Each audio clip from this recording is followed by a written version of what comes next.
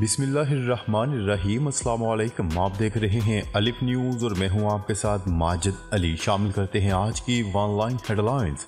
अंदरूनी मुश्किलात, इसराइली वज़ीर-ए-आज़म जंग को तूल देने पर मजबूर। अमरीकी हुकाम को लगता है कि वो इसराइली वज़ीर-ए-आज़म नेतन्याहू के साथ निमटने में हकीकी परेशानी का शिकार हैं, जो कि अंदरूनी तौर पर दबाव का सामना कर रहे हैं, इसराइल के मफाद की तलाश में हैं, लेकिन इनके साथ निमटने से कोई फरार नहीं है। गैर मुल्की खबरसार इदारे की रिपोर्ट के मुताबिक इसराइल और हमास के दरमियान जंग को रोकने की इनकी कोशिशों की वजह से नेतन्याहू को मुश्किलात का शदीद सामना है।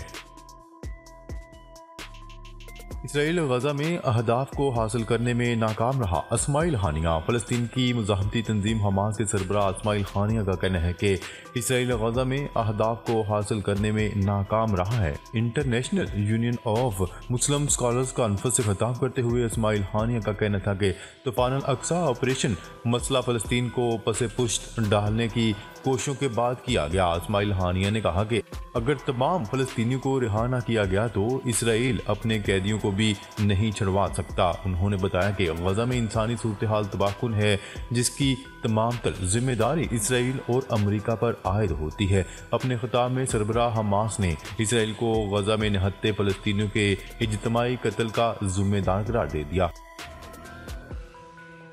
बहरा अरब में जहाज़ों की तैनाती का हमास इसराइल तनाज़ा से ताल्लुक़ नहीं। पाक बहरिया की वजाहत। पाक बहरिया ने वजाहत कर दी है कि बहरा अरब में पाक बहरिया की जानिब से जहाज़ों की तैनाती का हमास और इसराइल के तनाज़ा से कोई ताल्लुक़ नहीं है। हम हुकूमती पॉलिसी के मुताबिक फ़लस्तीनी मकसद की मुकम्मल हमायत करते हैं और हौसियों के खिलाफ ऑपरेशन करने वाले किसी अमरीकी इत्तेहाद का भी हिस्सा नहीं है। गुज़िश्ता रोज़ पाकिस्तान बहरिया ने मेरीटाइम सिक्योरिटी के हालिया वाक़यात के पेश नज़र बहरा अरब में अपनी बहरी जहाज़ तैनात करने का ऐलान किया था। शुमाली इसराइल के मिलिट्री कमांड सेंटर पर हिजबुल्लाह के मुतअद्दिद ड्रोन हमले। हिजबुल्लाह का कहना है कि इसराइल के शुमाली शहर सफद में इसराइली मिलिट्री कमांड सेंटर को मुतअद्दिद ड्रोन हमलों का निशाना बनाया है। इसराइली मीडिया ने सफद में इसराइली नॉर्दर्न कमांड हेडक्वार्टर्स पर ड्रोन हमलों की तस्दीक कर दी। इस हवाले से इसराइली मीडिया का कहना था कि वाक़े में कोई जानी नुकसान नहीं हुआ। इसराइल का लबनान पर एक और फ़ज़ाई हमला। हिजबुल्लाह के मज़ीद 3 कमांडर्स जाम हक। इसराइल ने आज फिर लबनान में फ़ज़ाई कार्रवाई की, जिसके नतीजे में हिजबुल्लाह के 3 कमांडर्स जाम हक हो गए, जबकि 2 रोज़ में मजमूई तादाद 5 हो चुकी है।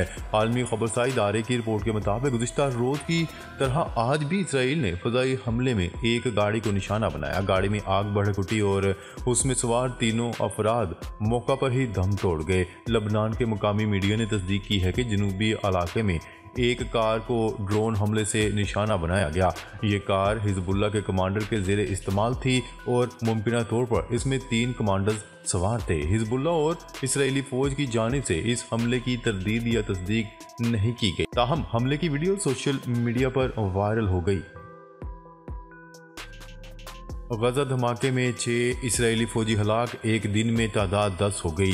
गजा के वस्ती इलाके बरीज में होने वाले बारूदी सुरंग धमाके में इसराइली फ़ौज के 6 अहलकार हलाक हो गए। इस तरह सिर्फ 24 घंटों में मारे जाने वाले इसराइली फ़ौजियों की तादाद 10 हो चुकी है। इसराइली मीडिया के मुताबिक ब्रिज कैंप के इलाके में जाने वाली फौजी टीम में शामिल इंजीनियर्स और तकनीकी काम में मसरूफ थे कि अचानक जोरदार धमाका हो, जिसमें 5 फौजी इंजीनियर्स मौका पर ही हलाक हो गए। धमाके में 10 के करीब इसराइली फौजी जख्मी भी हुए, जिन्हें करीबी मिलिट्री अस्पताल मुंतकिल कर दिया गया, जहां एक फौजी इंजीनियर दौरान इलाज जख्मों की ताब न लाते हुए दम तोड़ गया। सऊदी अरब के निरख कम करने पर आलमी मंडी में खाम तेल की कीमतें 4% तक गिर गईं। सऊदी अरब ने खाम तेल के निरख में 1% से ज़्यादा कमी कर दी। ये हैरत अंगेज़ फैसला आलमी मंडी में खाम तेल की कीमत में कमी का सबब बना है। आलमी मंडी में खाम तेल की कीमत में 4% तक कमी आ गई। वेरिएंट खाम तेल की फ़ी बैरल कीमत $76 से नीचे आ गई। WTI $70 फी बैरल की सतह पर फरोख्त होने लगा, जबकि गैस की कीमत में भी 5% कमी हो गई। सऊदी अरब का 38वां जहाज गजा के लिए इमदादी सामान लेकर मिस्र पहुंच गया। सऊदी अरब से गजा के अवाम के लिए इमदादी सामान का 38वां तैयारा मिस्र के अल अरीश बैन अल-अक़वामी एयरपोर्ट पर उतर गया। जहाज पर 23 टन खुराक, तिब्बी इमदाद और खैमों से लदा है। ये सामान शाह सलमान रिलीफ के ताउन से पहुंचाया गया है। इससे पहले भी इंसानी बुनियादों पर इसी तरह का सामान गजा भेजा जा चुका है। इसी दौरान सऊदी फंड रेजिंग मुहिम के तहत अब तक गजा के फ़लस्तीनी अवाम के लिए $161 मिलियन की खती रकम जमा की जा चुकी है। इमरान खान GHQ हमला केस में भी गिरफ्तार। बानी PTI इमरान खान को GHQ हमला केस में भी गिरफ्तार कर लिया गया। रावलपिंडी की इंसदादे दहशतगर्दी अदालत के जज मलिक इजाज ने केस की समाअत की। इमरान खान को अदालत में तलब किया गया, ताहम जेल हुकाम ने इन्हें पेश करने से माजरत कर ली, जिसके बाद इनकी वीडियो लिंक के जरिए दौरान समाअत SHO थाना आरे बाजार ने इमरान खान के जिस्मानी रिमांड की इस्तदा की, जिसे अदालत ने मुस्तरद कर दिया। अदालत ने GHQ हमला केस की समाअत के दौरान कहा कि 9 मई से मुतल्लिक जितने भी मुकदमात में इमरान खान नामजद हैं, इनकी तफ्तीश अडयाला जेल में ही की जाएगी। रिलीफ का सिलसिला जारी। नैब की नवाज फैमिली के खिलाफ शरीफ ट्रस्ट केस में तहकीकात बंद। नैब एग्जीक्यूटिव बोर्ड ने साबिक वज़ीर-ए-आज़म नवाज शरीफ और इनके ख़ानदान के खिलाफ शरीफ ट्रस्ट केस में तहकीकात बंद करने की मंजूरी दे दी। चेयरमैन नैब की ज़ेर सदारत एग्जीक्यूटिव बोर्ड का अहम इजलास हुआ, जिसमें 6 करप्शन केसेस बंद करने की मंजूरी दे दी गई। नैब एग्जीक्यूटिव बोर्ड ने नवाज शरीफ और इनके ख़ानदान के खिलाफ शरीफ ट्रस्ट केस में तहकीकात बंद करने की मंजूरी दे दी। कौमी एहतसाब ब्यूरो ने IG इस्लामाबाद अकबर नासिर खान के खिलाफ भी सेफ सिटी करप्शन केस की इंक्वायरी बंद करने का फैसला किया है। 21,000 से जायद हज कोटा सऊदी अरब को वापस करने का फैसला। हुकूमत ने सरकारी स्कीम के तहत 21,000 से जायद हज का कोटा सऊदी अरब को वापस करने का फैसला कर लिया। सरकारी रेगुलर स्कीम के नाकाम दरख्वास्त गुजारों को एडजस्ट करने की बजाय रकम वापस कर दी गई। रेगुलर हज स्कीम की कुरानंदाजी में 5,633 दरख्वास्त दहिंदा नाकाम करार पाए थे। सरकारी स्पॉन्सरशिप हज स्कीम में 25,000 के कोटे पर सिर्फ 4,000 दरख्वास्तें मौसूल हुई। इसराइल को दलदल से निकालने के लिए अमरीकी कोशिशें। सुहूनी हुकूमत के जनरल स्टाफ के साबिक नायब सरबराह याइर गोलान ने हाल ही में इसराइली अखबार को इंटरव्यू देते हुए कहा है कि गजा की पट्टी में इसराइली फौज की तरफ से होने वाली तबाही के बावजूद इसराइल जंग में एक कमज़ोर फरीक की तरह है। न्यूज़ रिपोर्ट के मुताबिक उनका मजीद कहना था कि ऐसा मालूम हो रहा है कि इसराइल अमेरिका की मदद से ही अपना दिफा कर सकता है। इसराइली अखबार के अपने ताज़ा शुमारे में रिपोर्ट दी गई कि अमेरिका ने गजा की पट्टी में जंग के आगाज से लेकर अब तक 230 कार्गो तैयारे और गोला बारूद ले जाने वाले 30 बहरी जहाज मकबूजा फ़लस्तीनी इलाकों में भेजे हैं। अमेरिकी वज़ीर ख़ारजा एंथनी ब्लिंकन ने बाज़ाब्ता तौर पर कहा है कि वाशिंगटन ने कांग्रेस का हवाला लिए बगैर इसराइल को 155 mm की तोप और मुतल्लका साजो सामान फराहम किए हैं।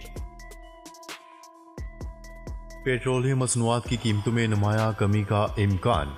2024 के अवाइल में तेल की कम तलब और ज़्यादा पैदावार के बायस पेट्रोलियम मसनूआत की कीमतों में नुमाया कमी का इम्कान है। तवानाई के माहिरीन के मुताबिक गुज़िश्ता साल खाम तेल की कीमतें नवंबर और दिसंबर में कम हुई, जिसकी वजह कमज़ोर आलमी मैशत है और अमेरिका में खाम तेल की बढ़ती हुई इन्वेंट्री की वजह से तेल की तलब में भी कमी देखने में मिली है। मार्केट पर नजर रखने वाले तजियाकारों का कहना है कि अगरचे खाम तेल की सप्लाई फिलहाल तलब से ज्यादा है, लेकिन 2024 की पहली छमाही के लिए हम तवक्का करते हैं कि वेरिएंट $60 से $65 फी बैरल से लेकर $85 से $90 फी बैरल के दरमियान रहेगा।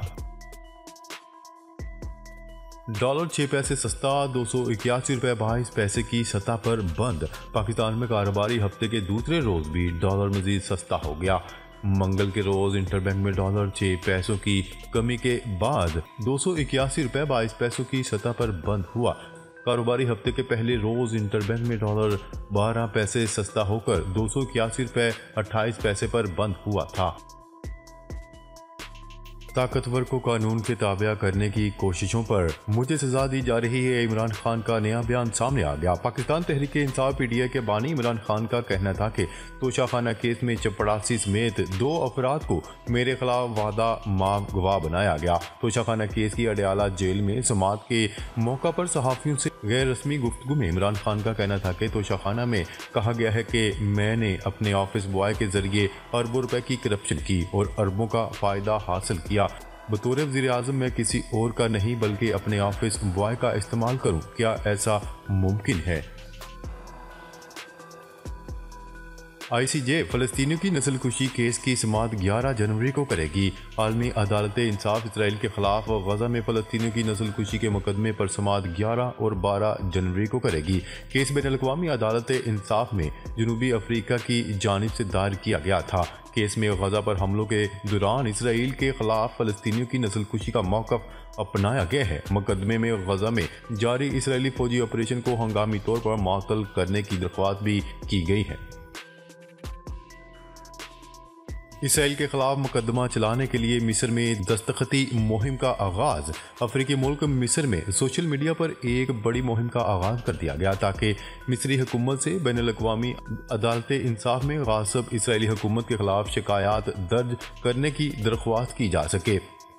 जी तो नाजरीन, अब तक के लिए इतना ही। मज़ीद खबरें लेकर बहुत जल्द आपकी खिदमत में हाजिर होंगे। तब तक के लिए अपना ख्याल रखिएगा। अल्लाह निगहबान।